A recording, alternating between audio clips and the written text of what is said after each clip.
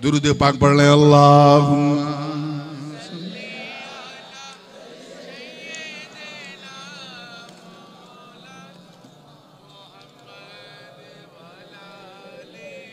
सैयदना मौलाना मुहम्मद सल्लल्लाहु अलैहि वसल्लम। Without any further delay, because we already got delayed from our scheduled time, भारतीय rail की तरह कभी कभी हम सुन्नियों का जलसा भी अपने निर्धारित समय से थोड़ा विलंब हो जाता है। तो अगर हुआ होगा तो मैं मेकअप करूंगा। कुरान मुकद्दस का 27वां पारा है, सूरह ज़ारियात शरीफ का दूसरा रुकू है। बड़ी मशहूर और मारूफ आये करीमा की तिलावत का शरफ है। बहुत गौर से सुनिएगा, अगर ये शुरू में कुछ फिसल गया तो बहुत कुछ उछल जाएगा। अल्लाह पाक इरशाद फरमाता है, वमा खलक़तुल जिन्न वल इंस इल्ला लियअबुदून। मैंने इंसान और जिन्नात को नहीं बनाया मगर अपनी इबादत के लिए। जाहिर है कि इल्ला हर्फ इस्तिस्ना है तो इफादा हस्र भी होगा, और ऐसी सूरत में तर्जमा होगा कि मैंने इंसान और जिन्नात को सिर्फ केवल अपनी इबादत के लिए पैदा किया। क्या यार, हुज्जते बंगाल से आजिज हूं मैं, खामोशी से सुनते भी नहीं। चाओ चाओ चाओ चाओ। हजरत आलमगीर औरंगजेब का जुमला, हुज्जते बंगाल। मैंने इंसान और जिन्नात को अपनी इबादत के लिए ही पैदा किया। क्या समझा कि इस धरती पर, इस जमीन पे हमारे आने का सिर्फ एक ही उद्देश्य है, एक ही टारगेट है, और वो ये है कि हम अल्लाह की, बोलिए जोर से, इबादत करें, उसकी पूजा करें। क्यों? क्योंकि वो हमारा मालिक है, हम उसकी ममलूक हैं। वो हमारा खालिक है, हम उसकी मखलूक हैं। वो राज़िक है, हम मरज़ूक हैं। वो बनाने वाला, हम बनने वाले। वो खिलाने वाला, हम खाने वाले। हमारे बाल बाल पर, रोम रोम पर उसका अधिकार है। हम उसी के हैं, किसी और के नहीं। ठीक इसी मफहूम को और वाज़ेह करने वाली एक आयत करीमा, हम लोग अक्सर उसे दोहराते हैं, पढ़ते हैं, बच्चे बच्चे को याद है। और कभी कोई समस्या या कोई परेशानी या कोई दुखद समाचार सुनते हैं तो इस आयत को जरूर पढ़ते हैं। इतनी मशहूर आयत, बल्कि हमारे यहाँ अगर बिजली चली जाए तो लोग इस आयत को पढ़ते हैं, इन्ना लिल्लाहि, बोलिए, व इन्ना इलैहि राजिऊन। कभी आपने इसके तर्जुमे पे गौर किया कि खाली पढ़ते हैं इन्ना लिल्लाहि, we belong to Allah and we will return on to Allah. हम अल्लाह के हैं। किसके हैं? जोर से बोलो। और उसी की तरफ लौटने वाले हैं।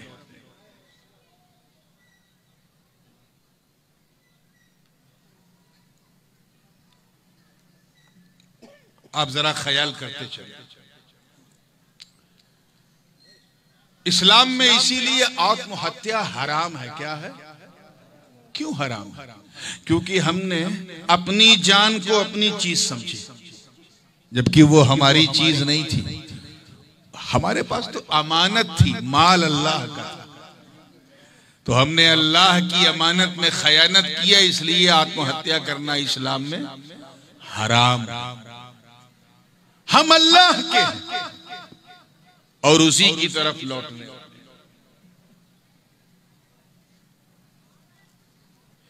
ये लौटना भी बड़े अजीब अंदाज का। पहले हम आत्मा जगत में थे, रूहों की दुनिया में। जहां हुज्जत हो रही होने दो, आप इधर तवज्जो दो। हम आत्मा जगत में थे, रूहों की दुनिया में। जब तक अल्लाह ने चाहा हम वहां थे, आदेश हुआ दुनिया बदलो। हम वहां से चल के अपने अब्बा की सुल्ब में आ गए, बाप की पीठ में आ गए। जब तक अल्लाह ने चाहा हम वहां 5 साल 10 साल बस। हुक्म हुआ दुनिया बदलो, हम वहां से चल के अम्मा के पेट में। अब 6 महीना 7 महीना 8 महीना 9 महीना ज्यादा 10 महीना, जब तक अल्लाह ने चाहा हम वहां। हुक्म हुआ दुनिया बदलो, तो हम यहां आ गए, इस मुसीबतिस्तान में, इस टेंशनिस्तान में। सारा लफड़ा यही, सारा झगड़ा यही, सारा टेंशन। जब तक अल्लाह चाहेगा हम यहां रहेंगे। बोलो जोरे जोरे। चाहे 10 साल 20 साल 50 साल 60 साल 70 साल 80 साल 90 साल, बस। अब कोई सेंचुरी नहीं मार पाता इल्ला माशाअल्लाह। पहले लोग खा खा के मरते थे, भूखे मर जाते थे, अब खा खा के मर रहे हैं कि हाइपरटेंशन है तो ब्लड शुगर है तो ये है तो वो है। जब तक अल्लाह चाहेगा हम यहां।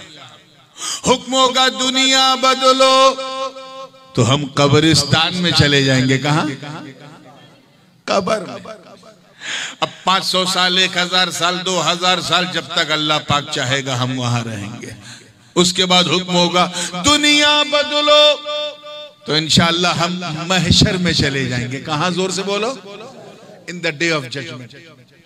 अब एक लम्हा, एक साथ, एक घड़ी, एक आन, एक लहजा, एक मोमेंट, एक सेकंड, जब तक अल्लाह चाहेगा हम मैदाने महशर में। हुक्म होगा दुनिया बदलो, तो इंशाअल्लाह हम जन्नत में चले जाएंगे। तो ये बताओ, when we will die, हम मरेंगे कब? सोचो जरा, हम मरेंगे कब? We are just transferring from the world to another. एक दुनिया से दूसरी दुनिया में हम ट्रांसफर कर रहे हैं। हम मरेंगे कब? तवज्जो, अल्लाह करे जुमला दिल में उतर जाए।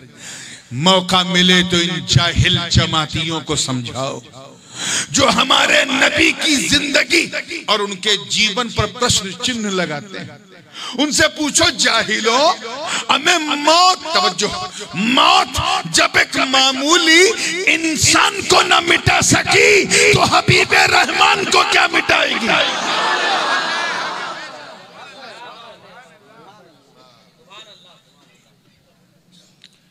और एक चीज और दिमाग में रखिए, ये जो ट्रांसफर है ना, ये बिला वजह नहीं। हर चीज का अल्लाह ने एक कारण, एक रीजन, एक सबब बनाया। जैसे बारिश होती है आसमान से ना, बादल से, तो होती किस तरह है? उसके लिए कारण क्या बनाया कि जमीन से बखारात उड़ते हैं, फिजा में जाते हैं, हाइड्रोजन और ऑक्सीजन मिक्स होते हैं, बादल बनता है और फिर बारिश होती है। जब बारिश होती है तो साइंटिस्ट कहता है, साइंसदां, बादल ने बरसाया, और मुसलमान कहता है अल्लाह ने बरसाया। तो हर चीज का अल्लाह ने एक कारण, एक रीजन बना दिया है। हम जब आत्मा जगत में थे, वहां से चल के अब्बा की पीठ में आए, उसका कारण क्या बना? हुक्मे रब, अमरे रब, कुन फयकुन। ठीक समझ में आ गया? बाप की सुल्ब से चल के माँ के पेट में पहुंचे, उसका कारण क्या बना? निकाह, क्या? विवाह। माँ बाप ने शादी की और हमारे इस दुनिया में आने का कारण बना। ठीक, माँ के पेट से चल के इस दुनिया में आए, उसका कारण क्या बना? लेबर पेन, प्रसव पीड़ा, अनबियरेबल लेबर पेन जो हमारी बहनें उठाती हैं, वो कारण बना। इस दुनिया से चल के कब्र में जाएंगे, उसका कारण, उसका रीजन क्या होगा? कब्जे रूह। क्या होगा? रूह निकाली जाएगी, हम इस दुनिया से उस दुनिया में चले जाएंगे। अच्छा, कब्र से चलकर हश्र में जाएंगे, उसका कारण क्या बनेगा? सूरे इसराफील। क्या? सूर समझे? वो बंगला में शंख कहते हैं ना, हाँ वही सूरे इसराफील। हजरत इसराफील सूर फूकेंगे, सारे मुर्दे कब्र से निकल निकल के महशर में पहुंच जाएंगे। अब आगे जरा दिल थाम के सुनना। अब महशर के बाद अंतिम स्टेशन, फाइनल डेस्टिनेशन जन्नत है। कौन है? जोर से बोलो। वहां जाने का कारण क्या होगा? आवाज आई शफाअते मुस्तफा। सुभान अल्लाह, हक है। तो बिना कारण के नहीं हो रहा। हमें दुनिया से दूसरी दुनिया में मुंतकिल हो रहे हैं, सिर्फ ट्रांसफर हो रहे हैं और कुछ नहीं। आप ख्याल करते चले। इसीलिए अल्लाह पाक ने कुरान पाक में क्या फरमाया? कुल्लु नफ्सिन ज़ाइक़तुल मौत। हर नफ्स को मौत का मजा है। तर्जुमा तो पता है। चलो शुक्र है। चखना है। अच्छा, चखना समझते हो ना? चिखना, चखना। हाँ, अगर दाल में नमक चखना है तो तरीका बहुत इजी है, बहुत सरल। चम्मच से एक बूंद ऐसे निकाला, ये क्या है? चखना है, चखना। अब अगर कोई हमारी बहन 12 रोटी और 24 बोटी लेके बैठे और उससे कोई पूछे बहन क्या कर रही हो, वो कहे मैं चख रही हूं, तो आदमी सोचेगा बाप रे बाप, जब चखने का ये हाल है तो खाने का हाल क्या होगा। चलिए मुस्कुरा के थोड़ा फ्रेश तो हुए। चखना क्या होता है कि ये जो जीभ है ना, जबान, बस इसको पता चले, हलक को खबर ही ना हो। इसी को क्या कहते हैं? जोर से बोलो। बस मौत इतनी ही है। आए हाय, अल्लाह करे समझ में आ जाए। इससे ज्यादा आएगी, मजा चखाएगी और चली जाएगी। इससे ज्यादा मौत नहीं है। तो बस आएगी, टेस्ट देगी, तो सबको मौत आएगी। हर नफ्स को मौत आएगी। आपको भी आएगी, आपके बाप को भी आएगी। मगर किसको आएगी? नफ्स जिसके पास है। किसके पास? अब थोड़ा सा मैं उलमा की तवज्जो चाहूंगा। अगर आपने इस नुक्ते को कैच कर लिया तो ये बोनस है, लेकिन ये उलमा के लिए है। मुझे मौत आएगी, मेरे पास नफ्स है। तुम्हें मौत आएगी, तेरे पास नफ्स है। यानी जिसके पास नफ्स है, तवज्जो, उसे क्या आएगी? मौत आएगी। तो हर नफ्स के पास नफ्स है, सबको मौत आएगी। मुझे बताओ, उस गौसे आजम को तुम क्या कहोगे? उस गरीब नवाज को क्या कहोगे? उस मखदूम पंडवा को क्या कहोगे? उस गौसे बंगाला को क्या कहोगे? उस मखदूम समनानी को क्या कहोगे? अरे ये बंदे जिन्होंने जीते जी अपने नफ्स को खुद मार दिया हो, उन्हें कौन सी मौत आएगी?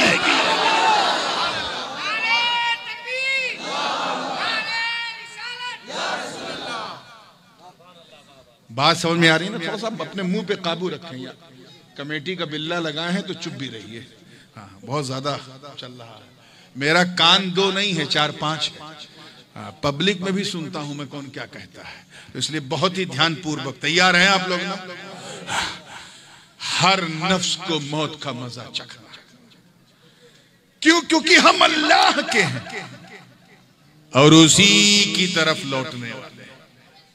We have to go back to Allah, return back to Allah. अच्छा, एक बात बता, जब ये बात बिल्कुल तय हो चुकी है, हुज्जत कुछ ज्यादा बढ़ गई, कुछ मसला हुआ है? नहीं, दुकान नहीं, समथिंग मचान है। आइए इधर, परेशान हिंदुस्तान से, बंगाल का जवान है। आइए, मुस्कुरा के जब फ्रेश हुए हैं तो जहन को बिल्कुल समेटिए। और अल्लाह करे ये कीमती बात आपके हवाले हो जाए। जब ये तय हो गया कि हम अल्लाह की इबादत किस काम के लिए आए हैं, तो ये जानना कितना जरूरी है कि इबादत कहते किसे, व्हाट डज मीन बाय इबादत। तो मीर शरीफ जुर्जानी ने भी तारीफात में कहा, अल इबादह हिया कुल्लु अमलिन यरदल्लाहु सुब्हानहु व तआला। इबादत हर वो काम है जिससे अल्लाह राजी हो जाए। क्या हो जाए? राजी समझे, प्रसन्न हो जाए, खुश राजी हो जाए। जिससे अल्लाह राजी हो जाए, जो अल्लाह को प्लीज कर दे, वो अल्लाह की इबादत। तो पता चला कि हम यहां अल्लाह को राजी करने आए। किस लिए आए हैं? अब एक मुरीद ने सोचा कि मैं नूरानी मियां को राजी कर लूं, हजरत खुश हो जाए। हालांकि मैं इस काबिल बिल्कुल नहीं हूं, लेकिन मेरा अकीदतमंद था, मुरीद था। किसी ने उससे कहा एक काम करो, अगर हजरत को खुश करना है, राजी करना है, तो बढ़िया शानदार खाना पका दो, हजरत राजी हो जाएंगे। मैं उसके घर दावत में गया तो चिकन भी था, मटन भी था, कोरमा भी था, गोरू भी थी, फिश भी था, बिरयानी भी थी। अब उधर बिरयानी, इधर नूरानी। देखा तो हो गई परेशानी। ऐसा नहीं कि खाना अच्छा नहीं था, अनेक स्वादिष्ट, extraordinary, delicious, but I couldn't enjoy because the food wasn't cooked according to my desire. खाना मेरी पसंद के मुताबिक नहीं बना था। खाना मेरी, अल्लाह कैच कर लो यार खुदा के लिए, इतनी कीमती बात रात में नहीं की जाती है। खाना मेरी तो क्या समझे, मैं तभी खुश होऊंगा जब खाना मेरी पसंद का, बिला तशबीह। तवज्जो चाहूंगा, तवज्जो चाहूंगा, बिला तशबीह। जिस तरह मेहमान को राजी करने के लिए मेहमान की पसंद जानना जरूरी है, ऐसे ही रहमान को राजी करने के लिए रहमान की पसंद जानना जरूरी है। नारे तकबीर, नारे रिसालत, मसला के आला हजरत फैजान मखदूम असरफ, नारे तकबीर, नारे रिसालत। अब मैं जब बंगाल में, उड़ीसा में या उस पार बंगला जाता हूं तो अपनी शब्दकोश को बहुत सीमित कर लेता हूं। जो मुझे कहना है वो नहीं कहता है, जो आप कहलवाएंगे वो मैं कहता हूं। तो पूरे हौसले से सुनिएगा। मेरी पसंद जानने का तो बहुत आसान तरीका है, आओ और मुझसे पूछ लो, हजरत आप कल मेरे घर दावत है, क्या खाएंगे? मैं खटाखट बता दूंगा कि मुझे खुश करना है तो सादी रोटी बनाना, सादा चावल बनाना, सादी दाल बनाना, सादी सब्जी बनाना, खाना सादा बनाना, क्योंकि खाना जितना सादा होगा दुआ उतनी ज्यादा होगी।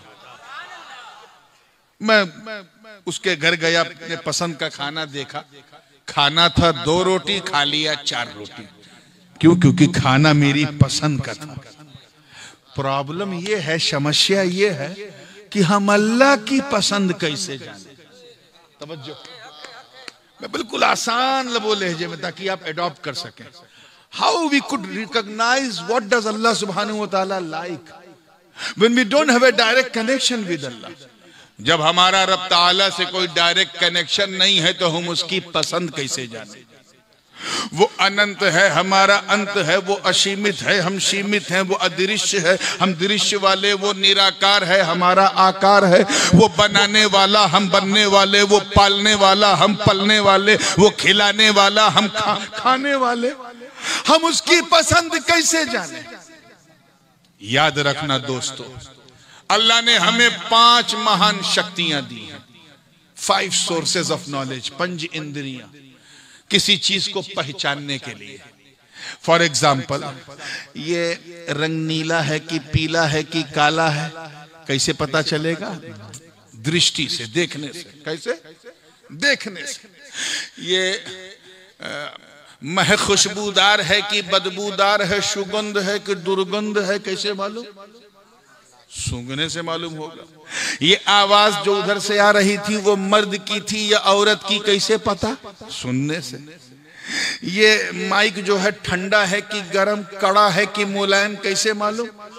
छूने से पता चला। काहे पैर से नहीं छू सकते? हाँ तो छुओ, बोलो, छूने से पता चला। अच्छा, ये बिरयानी कलकत्ते की है कि लखनऊ की कि हैदराबाद की कि बंगाल की कि बिल्कुल कंगाल की, अच्छी की बुरी, स्वादिष्ट की बेकार, कैसे मालूम? चखने से। बोलो। तो these are the 5 sources of knowledge, 5 इंद्रियां। तवज्जो चाहूंगा, जो स्टूडेंट्स हैं कॉलेज के, यूनिवर्सिटी के, मैं उनकी खास तवज्जो। These are the 5 sources of knowledge to recognise the things. मुझे बताओ कि इन 5 महान शक्तियों से हम अल्लाह को कैसे जाने? कैसे जाने? जब हम अल्लाह को देख नहीं सकते, उसे छू नहीं सकते, उसे चख नहीं सकते, उसे सूंघ नहीं सकते, उसे टच नहीं कर सकते, उससे सुन नहीं सकते, तो उसकी पसंद कैसे जाने? मसला अटका कि नहीं? बोलो, अटक रहा है ना कि कैसे जाने। अब वही मसला मेरे मुरीद के साथ भी। मैं था कि चौचा शरीफ कल यहां आना था, उसके बाद उसने दावत उसको देना था। अब वो परेशान, मैं क्या करूं, किसके पास जाऊं? पीर साहब का नंबर नहीं है, कल पीर साहब की दावत है, मैं क्या करूं, क्या करूं, कैसे कांटेक्ट करूं? वो भागता हुआ हाफिज अनवर साहब के पास आया। कहे हाफिज जी, आप तो हर साल की चौचा जाते हो, कभी कभी साल में 2-2 बार जाते हो, और बड़े बड़े हुजूर की खिदमत किया, हुजूर शेखुल इस्लाम गाजी मिल्लत मक्की हुजूर, नूरानी हुजूर सबकी। ये बताओ, कल मेरे घर नूरानी हुजूर की दावत है, हजरत को क्या पसंद है?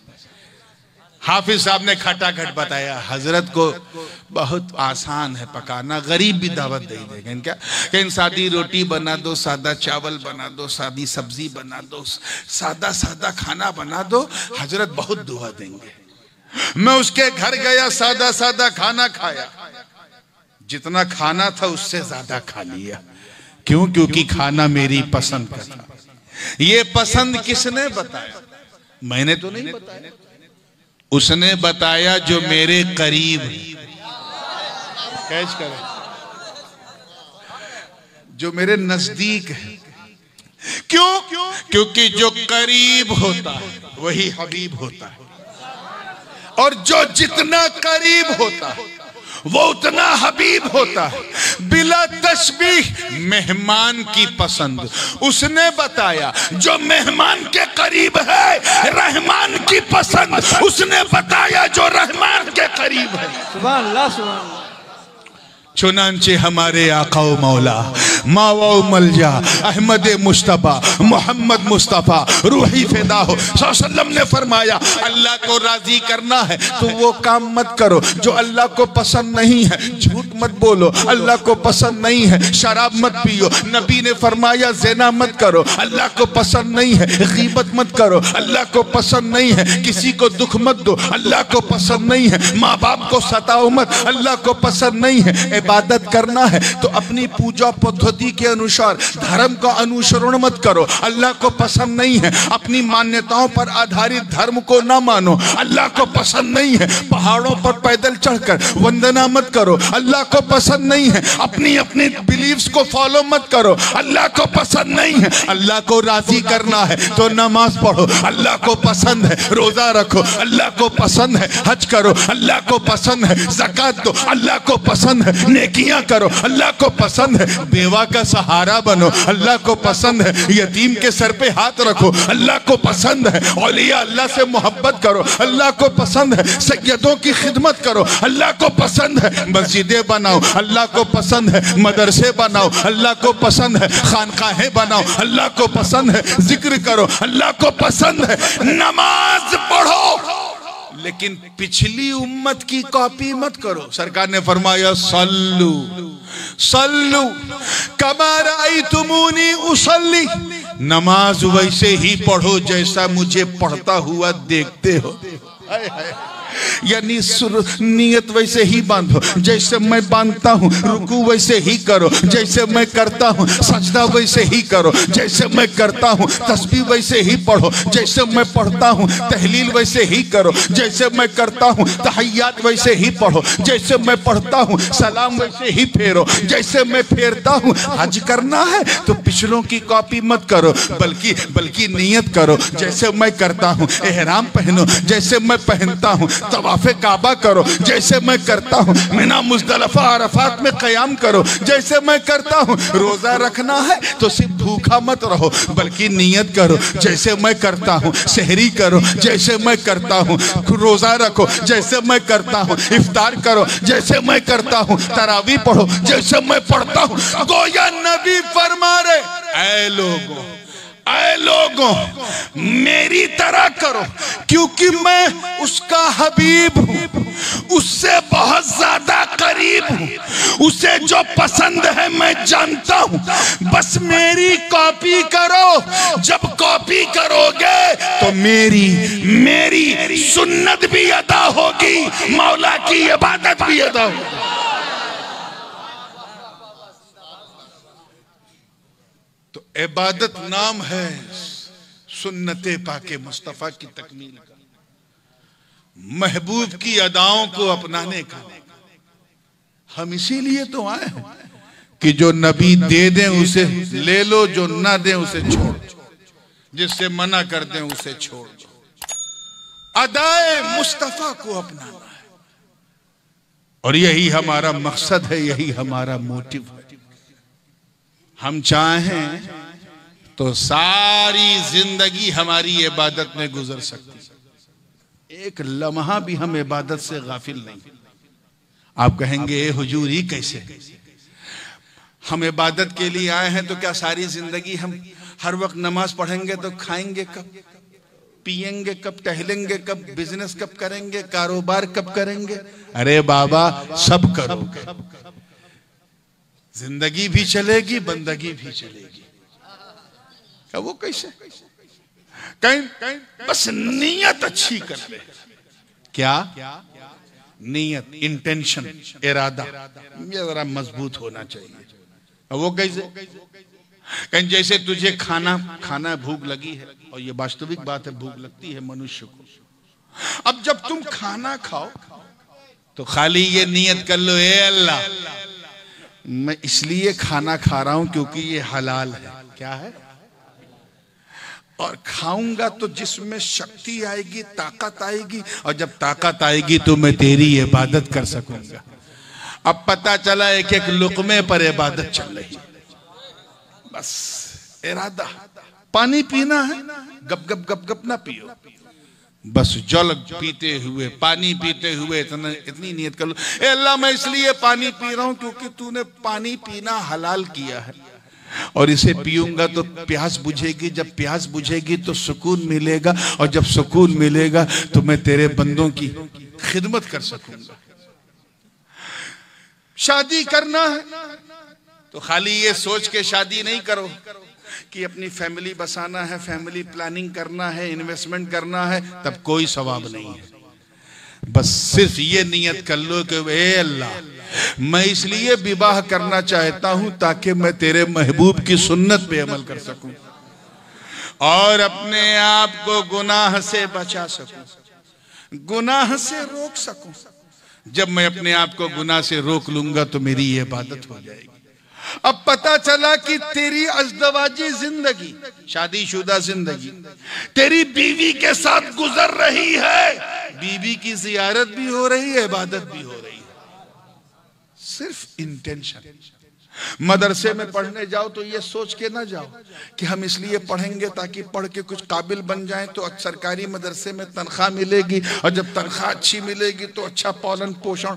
कोई इबादत नहीं, लेकिन सिर्फ ये नियत कर ली कि अल्लाह मैं मदरसे में इसलिए आया हूं ताकि तेरे नबी का इल्म हासिल करूं, तेरे नबी की शरीयत को सीखूं और इस इल्म के जरिए तेरे दीन की खिदमत कर सकूं। अब पता चला 14 साल अगर मदरसे में दाल भात खा रहा है तो 14 साल इबादत हो रही है। यही मोमिन की lifestyle. You have to be all the time in worship, हर वक्त अल्लाह की इबादत। जलसे में बैठे हो, आए हो ना, बस इतनी नियत कर लो कि अल्लाह हम इसलिए जलसे में जा रहे हैं ताकि तेरे दीन की समझ हमारी बढ़ जाए। अब पता चला बैठे हैं, बैठे बैठे खाली देख रहे हैं, सुन रहे हैं, इबादत हो रही। तो हम अल्लाह की इबादत के लिए, यही हमारा मकसद हयात है। मियाँ ये दुनिया तो एक मुसाफिर खाना है। क्या है? Is a traveller life. आपने सुना ना, पहले इस दुनिया में थे आप, बोलो थोड़ा सा जोरे जोरे बोलो, शर्माओ नहीं। दुनिया में थे, बाद में रहोगे, हमें तो जब कहाँ राउंड, मुसलमानों में राउंड नहीं होता है, एक बार गए तो गए, वो 7 जन्म वाले कोई और। आप पहले दुनिया में थे, पैदा होने से पहले थे, मरने के बाद इस दुनिया में रहोगे? बोलो जोर से। नहीं, तो ना हमारा यहाँ अतीत है ना भविष्य, और हम अपना वर्तमान ढूंढ रहे हैं। ना हम पहले थे ना बाद में रहेंगे, तो हम हैं क्यों? इसे तलाशने की कोशिश करो। हम अपनी मर्जी के पीछे भाग रहे हैं, जबकि अल्लाह की मर्जी पे चलना ही अल्लाह की इबादत है। और हम अपनी अच्छा बताओ, अपनी मर्जी से अपनी इच्छा से इस दुनिया में आए हो? देखो सिंपल सी बात है, ये तुम्हारी नाक, आंख, कान, मुंह, गला कुछ तुम्हारी इच्छा से बना है? तुम्हारा चेहरा तुम्हारी इच्छा से बना? नहीं। अच्छा, अपनी इच्छा से जाओगे? हमें तो न जब हमारा आना हमारी मर्जी से, ना हमारा जाना हमारी मर्जी से, तो हमारा जीना हमारी मर्जी से कैसे होगा? इस बारीकी को समझो। हम आए हैं अल्लाह की मर्जी से, जोर से बोलो किसकी मर्जी से? जाएंगे अल्लाह की मर्जी से, तो इंशाअल्लाह हम जिएंगे भी तो अल्लाह की मर्जी से। और अल्लाह की मर्जी ये कि ऐ मुसलमानों मुसलमान बन के रहो, ये उसकी मर्जी है। मेरे महबूब का दामन मत छोड़ो, ये उसकी मर्जी। हम कैसे उससे इनकार कर सकते हैं? साथ इरशाद है, ईमान वालो ईमान ले आओ, या अय्युहल्लज़ीना आमनू आमिनू, साफ इरशाद। ऐ ईमान वालो ईमान ले आओ। कभी मौका रहा तो मैं इस आयत पर तफसीली बात करूंगा, बस आगे बढ़ के सिर्फ इतना इशारा करके जा रहा हूं कि ईमान वालों को अल्लाह फरमा रहा है ईमान ले आओ, यानी ऐसे मुसलमान बन जाओ, ऐसे मुसलमान बन जाओ कि तुम्हें देखकर गैर भी ये कहे कि जब बंदा ऐसा है तो मौला कैसा होगा, जब बंदा ऐसा है तो मौला कैसा होगा, जब उम्मती ऐसा है तो इसका नबी कैसा होगा। आज हमारा आलम ये है, हम इसलिए मुसलमान हैं क्योंकि हमारे अब्बा मुसलमान, हाँ इससे ज्यादा कुछ नहीं। हम इसलिए मुसलमान हैं क्योंकि हमारे दादा मुसलमान थे। हम मुसलमान के घर में पैदा हुए इसलिए हम मुसलमान हैं। हम मुसलमानों की तरह टोपी पहनते हैं, और कभी मौका मिलता है तो सैकड़ों को पहना भी देते हैं। बस हम इसलिए मुसलमान हैं क्योंकि हमारी मुसलमानी हुई है, खतना हुआ, और कोई खूबी नहीं है, कोई खूबी नहीं। हम इसलिए मुसलमान हैं क्योंकि हफ्ते में एक दिन हम लोग मस्जिद चले जाते हैं, ईद में सवई खाना नहीं छोड़ते, रबीउल अव्वल में सबील पीना नहीं छोड़ते, मुहर्रम में खिचड़ा खाना नहीं छोड़ते। हम इसलिए मुसलमान हैं। हम इसलिए मुसलमान हैं क्योंकि हमारा नाम बांग्ला में नहीं रखा गया, बल्कि उर्दू में, फारसी में, अरबी में रखा गया, इसलिए हम मुसलमान हैं। हम वो मुसलमान नहीं हैं मेरे दोस्तों, हम वो मुसलमान नहीं हैं जिन्होंने बदर, उहद, खैबर और खंदक में परचम इस्लाम को लहरा दिया। हम वो मुसलमान नहीं जिनके तसव्वुर से कैसर और किसरा के ऐवान में जलजला आ जाता था। हम वो मुसलमान नहीं जिनका नाम सुनकर रुस्तम और सोहराब का कलेजा थरथरा जाता था। हम वो मुसलमान नहीं जिनके कदम रखने से कुफ्र के ऐवान में जलजला आ जाता था। हम वो मुसलमान नहीं हैं जिन्होंने नबी के एक इशारे पे मक्के से मदीना का सफर कर लिया। हम वो मुसलमान नहीं हैं जिन्होंने अपनी नई नवेली दुल्हन को सिर्फ अर्रहील की सदा सुनकर सुहागरात के बिस्तर पे छोड़कर घोड़े की नंगी पीठ पर बैठकर जान दे दी, अपने प्राणों की आहुति दे दी। हम वो मुसलमान नहीं हैं जिनका चेहरा देखकर फिलिस्तीन का पादरी भी दरवाजे की चाबी कदमों में रख दे। हम वो मुसलमान नहीं हैं जिनके नाम की थरथराहट से किसरा की आतिश की लपटें बदल जाए। हम वो मुसलमान नहीं है जिन्होंने दरियाए दिजला की रवानी को सिर्फ एक खत, एक पत्र लिख दिया तो रवानी का मिजाज बदल जाए। अरे हम वो मुसलमान नहीं है जिन्होंने दरियाए दिजला और फुरात की लहरों में जब अपने घोड़ों को दौड़ाया, घोड़ों को, तो दौड़ते घोड़ों की टाप को देखकर शायरे मशरिक को भी कहना पड़ा कि दश्त तो दश्त है, दरिया भी न छोड़े हमने, पहरे जुल्मात में दौड़ा दिए घोड़े हमने। हम तो बस नाम के मुसलमान हैं। कौन है? हुजूर शेखुल इस्लाम फरमाते हैं जिसमें पासे शरीयत न खौफे खुदा, वो रहा क्या रहा, वो गया क्या गया। एक तस्वीर थी जो मिटा दी गई, ये गलत है, मुसलमान मारा गया। जिसमें न शरीयत का पासो लिहाज है, ना अल्लाह का भय है, डर है, उसका रहना जाना क्या है यार, सब बराबर है। अब अगर चला गया तो एक फोटो है जो हटा दी गई, ये कहना गलत है कि मुसलमान मारा गया। ये जो हम सुनते हैं ना कि आज फिलिस्तीन में इतने मुसलमान मारे गए, इराक में इतने मारे गए, वो सब क्या है? They are the photocopy of Muslim. हम मुसलमानों की फोटो कॉपी हैं, इसीलिए हमें मसाइब व आलाम का सामना करना पड़ रहा है। अपने किरदार व अमल को बदलो मुसलमानों। हम अल्लाह की इबादत के लिए आए, हम इस दुनिया की जिंदगी के लिए नहीं, रब की बंदगी के लिए आए। सुरखरू रह के जीना है तो इस तरह जियो कि जब तुम बंगाल की सड़कों पे चलो तो तुम्हें देखने वाला कहे वाह, जब बंदा ऐसा है तो मौला कैसा होगा। मौला करीम हम सबको सच्चा पक्का मुसलमान बनाए रखे। इसीलिए अल्लाह पाक ने फरमाया मैंने तुम्हें सिर्फ और सिर्फ अपनी इबादत के लिए पैदा किया। और इबादत से फायदा क्या है? बंदा अपने मौला के करीब हो जाता है। क्या हो जाता है? और करीब कैसे होता है? अजीब चीज है। इंसान जिससे भय करता है, डरता है, उससे दूर भागता है। भागता है कि नहीं बोलो? जितना दूर जाएगा, जितना डरेगा उतना दूर। सांप दिखा भागा, आग दिखी भागा, पानी दिखा भागा, शेर दिखा, सिंह दिखा भागा। जिससे डरता है उससे मनुष्य दूर, बोलिए आप लोग तो उर्दू समझते हैं ना, उससे भागता है। उससे क्या है? सिर्फ अल्लाह का भय, वो बहुमूल्य भय है, वो खौफ है कि बंदा अल्लाह से जितना डरता जाता है उतना अल्लाह के करीब होता जाता है।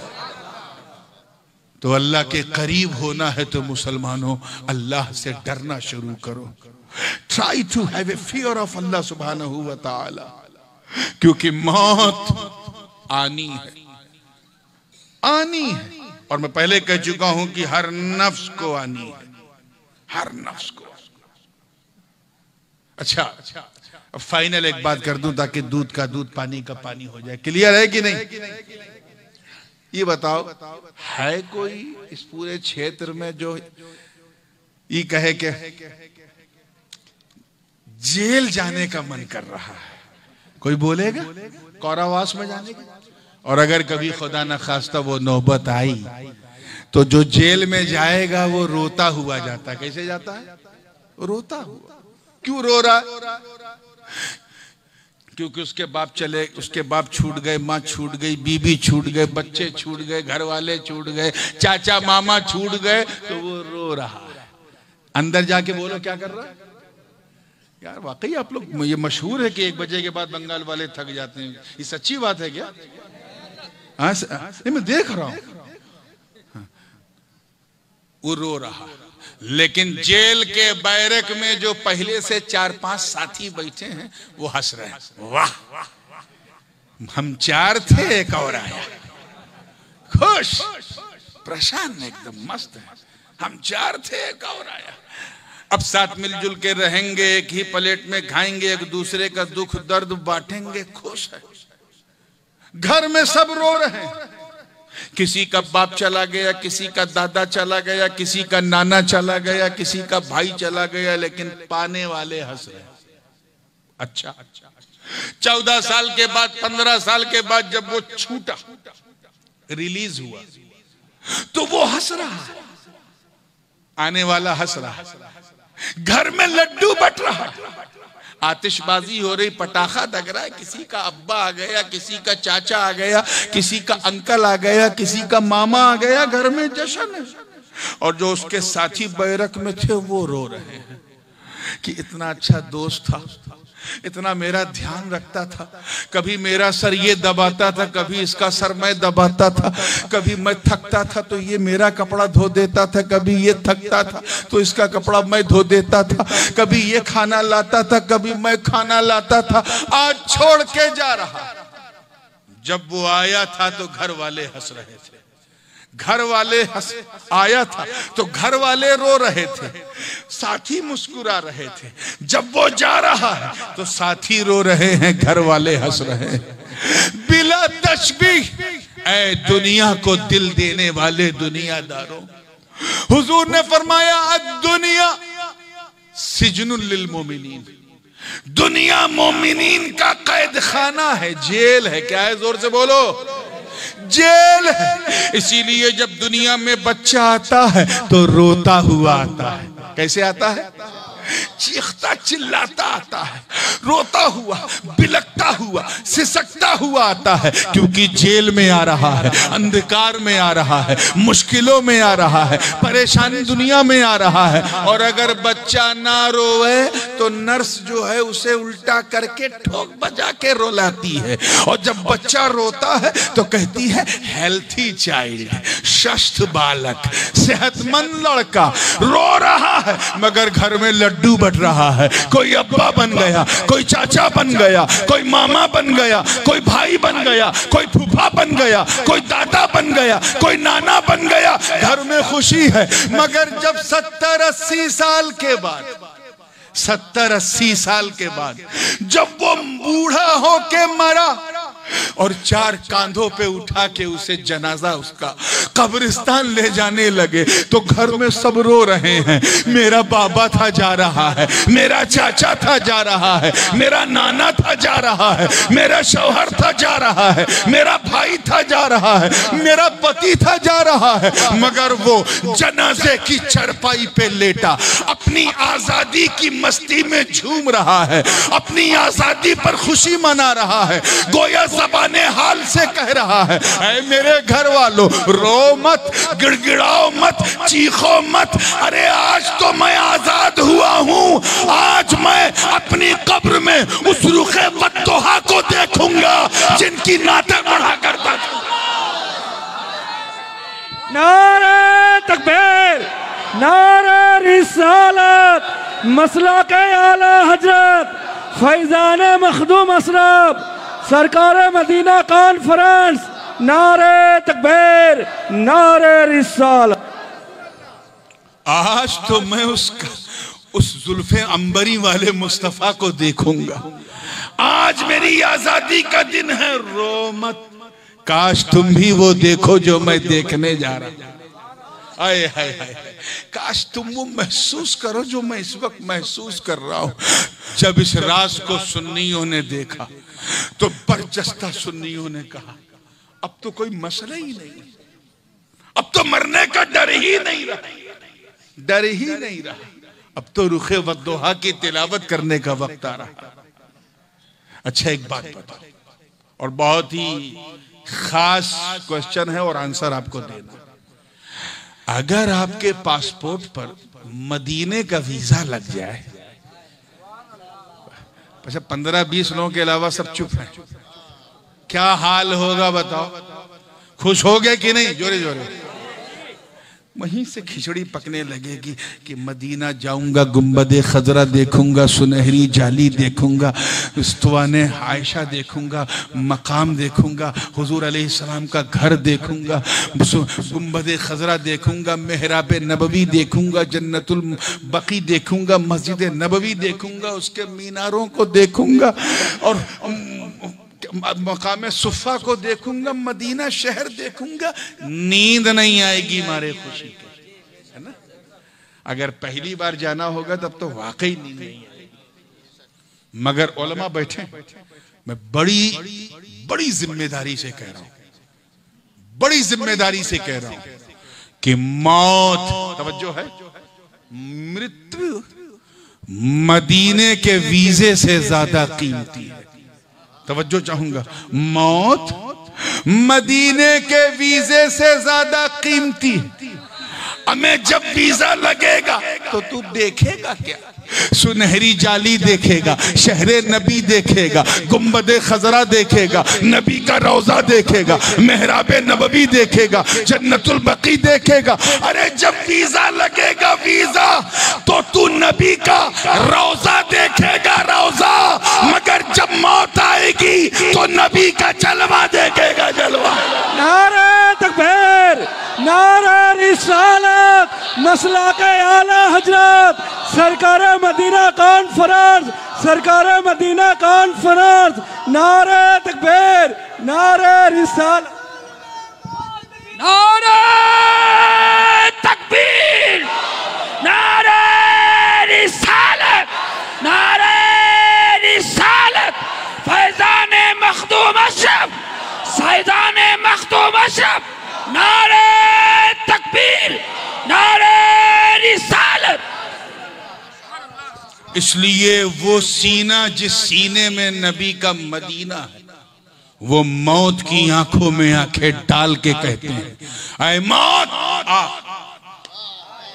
आ, जिस रंग में आ, जिस ढंग में आ, तवज्जो रहे, जिस कैफियत में आ, चाहे तू फिलिस्तीन में आ, चाहे तू गोधरा कांड में आ, चाहे तू गुजरात में आ, चाहे तू बंगाल में आ, चाहे तू मुजफ्फरनगर के लफड़े में आ, चाहे तू सीरिया में आ, चाहे तू इराक में आ, चाहे तू बम बन के आ, चाहे तू मिसाइल बन के आ, चाहे तू बंदूक बन के आ, चाहे तू तीर या तलवार बन के आ, ऐ मौता तुझे हर सुन्नी गले लगाने को तैयार है, क्योंकि हम जानते हैं कि तू हमें मिटाने के लिए नहीं, बल्कि हम गरीबों को मुस्तफा से मिलाने के लिए आती है।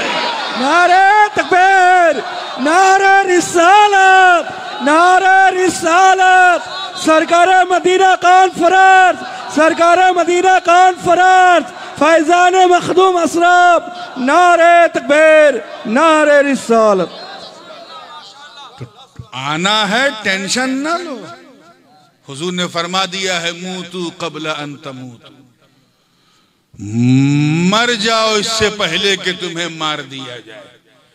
मर जाओ इससे पहले कि तुम्हें मार दिया जाए, यानी अपनी ख्वाहिशात को मार दो, अपनी इच्छाओं को मारो। आज एक से बढ़कर एक चैलेंजेस हमारे सामने हैं, एक से बढ़कर एक हालात हमारे सामने। हम नारे तकबीर और नारे रिसालत वाले जलसों में उलझे हुए हैं, इसलिए मेरा दिल बड़ा जख्मी है और मैं चाहता हूं कि ये बात बताऊं। आज हम हर चीज से डरते हैं,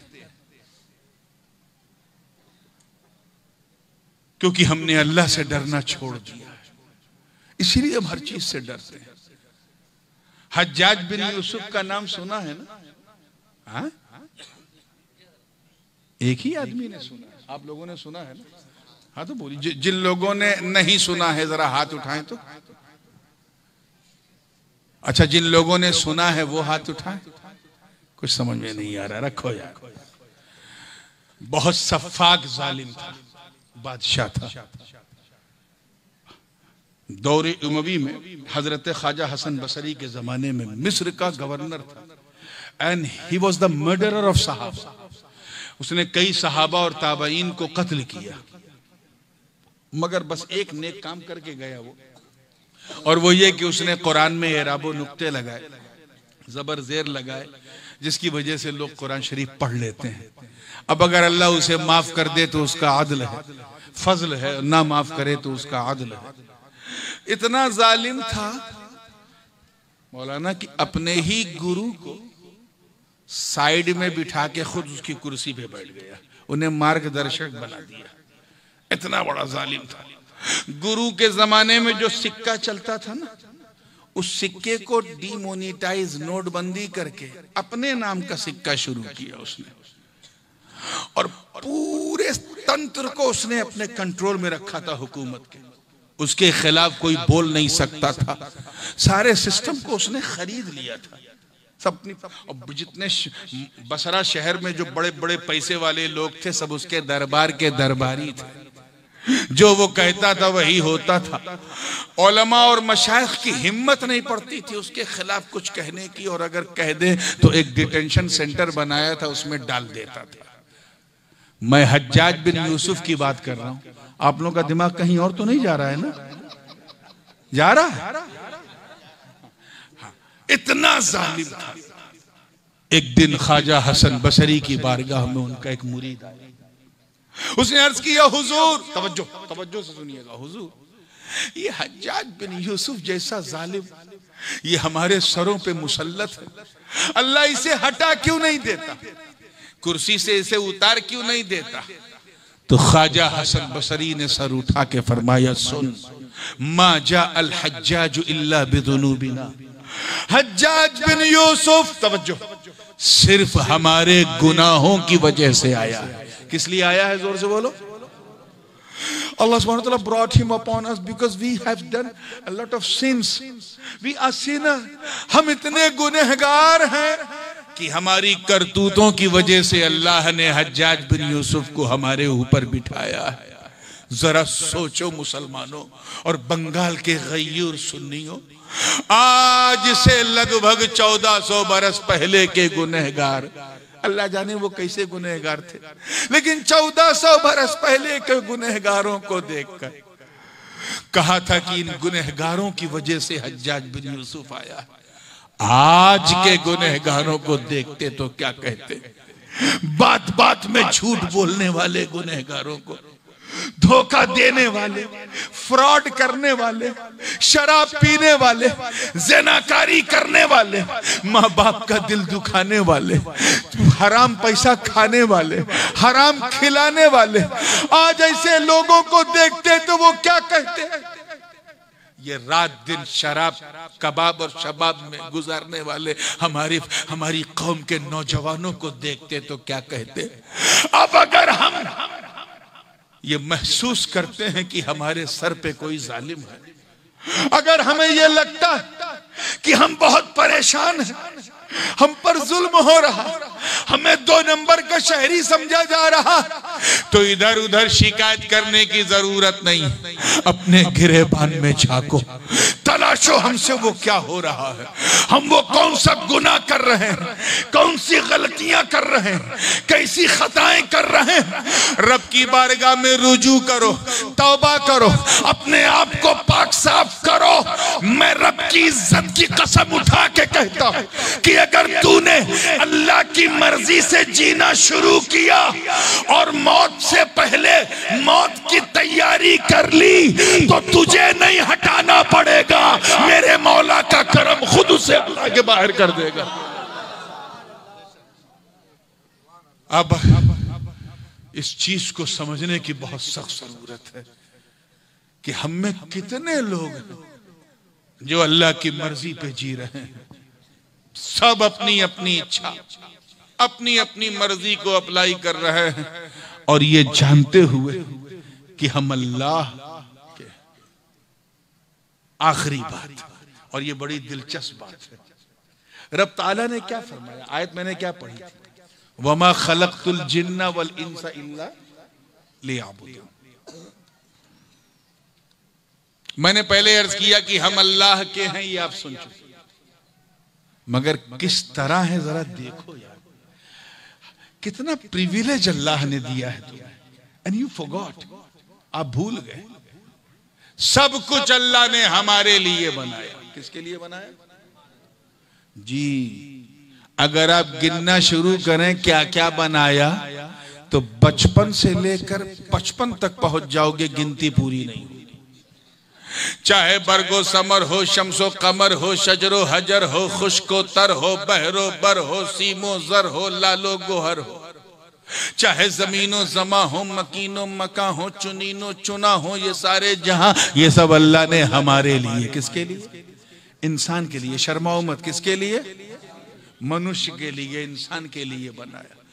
धरती के गर्भ में जो नेमतें हैं, चाहे टाइटेनियम हो, प्लेटिनम हो, गोल्ड हो, या फिर आपके इलाके में स्टील है, चाहे घासलेट हो या आमलेट हो या चॉकलेट हो या पापलेट हो, सब अल्लाह ने हमारे लिए बनाया। ये जो सब्जियों में जो स्वाद है, जो टेस्ट है, वो भी हमारी जीभ के अनुकूल है। क्यों? क्योंकि अल्लाह ने हमारे लिए बनाया। हद तो ये है कि पेड़ पौधे अल्लाह ने हमारे लिए बनाए। इसीलिए कुछ पेड़ों को हम साया लेते हैं, कुछ पेड़ों से फल लेते हैं, और कभी कभी मौका मिलता है तो पेड़वा को काट करके उसी से मेज, कुर्सी, अलमारी बना लेते हैं। इससे बड़ी मिसाल तो मैं दे ही नहीं सकता कि जानवर भी अल्लाह ने हमारे लिए बनाए। कुछ जानवरों की पीठ पे हम बैठ जाते हैं, जैसे हाथी है, घोड़ा है, ऊंट है, कुछ गधे पर भी बैठ जाते हैं। वो हमें गिराते नहीं, उन्हें पता है हम इंसान सब अपनी ड्यूटी निभा रहे हैं। कुछ जानवरों के कमर में रस्सा बांध के उनसे सामान खिंचवाते हैं, वो हमें पटकते नहीं हैं, इनकार नहीं करते, उन्हें पता है कि हम इंसान के लिए। और कभी मुंह का स्वाद अगर बदलना हुआ तो कुछ माकूलुल हम जानवरों को ज़बाह करके मसाला लगा के भून के खा भी जाते हैं। वो 4 पैर के जानवर को तकलीफ नहीं है, आजकल कुछ 2 पैर के जानवर हैं, ये काटो ये ना काटो। खैर बंगाल वालों आपको टेंशन नहीं है, how much you can eat. सब अल्लाह ने किसके लिए बनाया? जरा जोर से एक बार बोल दो, किसके लिए? इधर वाले वो चेयरमैन हजरा जरा बोल दें, कुर्सियों पे जो बैठे हैं, किसके लिए आप बनाए गए? सारी दुनिया इंसान के लिए। किसके लिए? आप बोलिए किसके लिए? मगर ऐ हजरत इंसान, कभी आपने एक लम्हे के लिए सोचा, जस्ट फॉर द मोमेंट, कि ए अल्लाह सब कुछ तो तूने हमारे लिए बनाया, ए अल्लाह हमें किसके लिए बनाया? हमें किसके लिए? तो कुरान की इसी आयत से रहनुमाई होती है। गोया रब ताला फरमा रहा, ऐ मेरे बंदो, मैंने सब कुछ तुम्हारे लिए बनाया और तुम्हें मैंने अपने लिए बनाया। और इसलिए बनाया है ताकि तुम हमारी इबादत करो। And there is only one way to get a pleasure of Almighty Allah, to take a दामन of रसूलुल्लाह, कि अगर आपको अल्लाह को राजी रखना है तो मुस्तफा का दामन थाम लो, दामन महबूब को थाम लो, उन्हीं के पीछे पीछे चलो, पूरी शान से चलो। अरे कब्र की तन्हाई, किस दुनिया को तूने दिल दिया था, उस दुनिया ने तो तुझे छोड़ दिया कब्र में। तूने खेत खलियान को दिल दिया, कब्र में उसने भी साथ छोड़ दिया। बीवी बच्चों को दिल दिया, उसने भी साथ छोड़ दिया। भाई बहन को दिल दिया, कब्र में उसने भी साथ छोड़ दिया। अपने यार दोस्तों को दिल दिया था, रात रात उनके साथ क्लब में कैरम खेलते थे, उन्होंने भी साथ छोड़ दिया। हद तो ये है कि माँ बाप ने भी साथ छोड़ दिया। उस बाप ने तेरा साथ छोड़ दिया जिसने अपने बुढ़ापे की बैसाखी तुझे बनाया था, जिसने कलमे इस्लाम का नगमा तेरे कानों को सुनाया था, जिसने तुझे अपने सीने पे लेटा कर लोरियां सुनाया था, जिसने अपने बुढ़ापे की ताकत तुझे बनाया था, उस बाप ने तुझे छोड़ दिया। हद तो ये है कि तेरी माँ ने तुझे छोड़ दिया। वो माँ जो ममता का सागर है, वो माँ जो बलिदान की मूरत है, वो माँ जो मोहब्बत का समंदर है। अरे वो माँ जो अब 9 महीना अपनी कोख में रखे थी और बर्दाश्त करती थी, वहां भी अंधेरा है, तेरी कब्र में भी अंधेरा है, मगर कब्र के अंधेरे में तेरी माँ ने तेरा साथ छोड़ दिया। नकीरन की भयानक शक्लें हैं, मगर कोई मानूस चेहरा तेरे सामने नहीं। माँ ने छोड़ दिया। उस माँ ने जो न सर्दी में तुझे छोड़ती थी, न गर्मी में तुझे छोड़ती थी। जब तू छोटा था तो तुझे अपनी छाती से लगा के दूध पिलाने वाली तेरी माँ, तेरे लिए नए नए सपने सजोने वाली तेरी माँ, तेरी खुशी के लिए अपनी खुशी का बलिदान देने वाली तेरी माँ।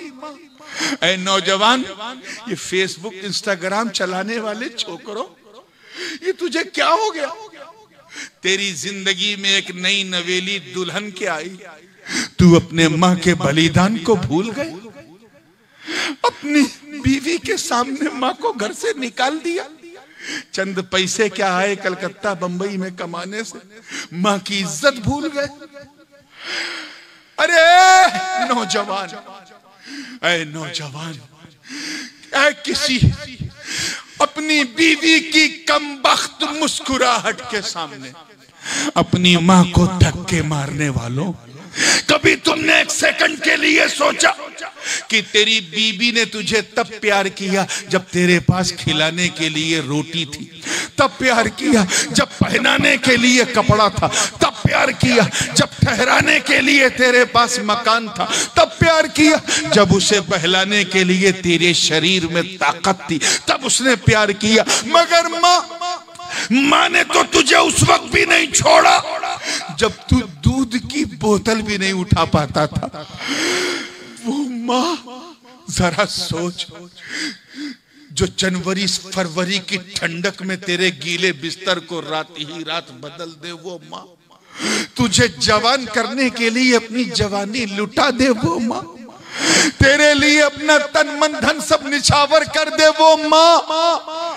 जरा सोच उस नौजवान पर क्या गुजरी होगी जब कब्र का तख्ता डाला गया और सामने नकीरैन की भयानक शक्लें हैं, न बाप है न माँ है, उसके तो उम्मीद के सारे चिराग बुझ गए। वो तो बस यही कहने लगा है, मौला ताला, मैं गुनहगार हूं मगर मुसलमान हूं, तेरे नबी का उम्मती हूं। ए अल्लाह, बस अपने नबी के सदके में मेरी कब्र में थोड़ा उजाला कर दे।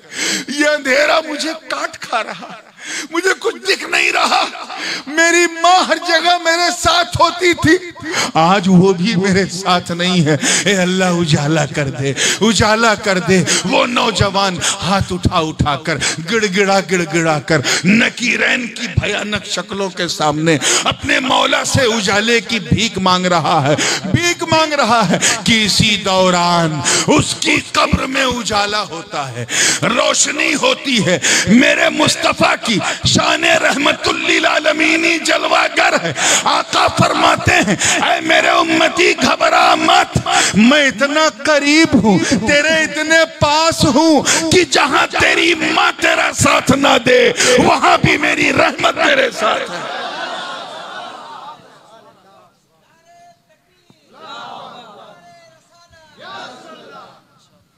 बात समझ में आ गई है ना? हाँ, इतना ही खाया करो जितना हजम। इस चीज को सोच करके उठो कि ये जलसा सिर्फ बराए जलसा ना रहे, बराए मकसद हो, और एक मकसद लेके उठो कि हम हर वो काम इंशाअल्लाह करेंगे जिससे हमारा मौला राजी हो जाए। कहते इंशाअल्लाह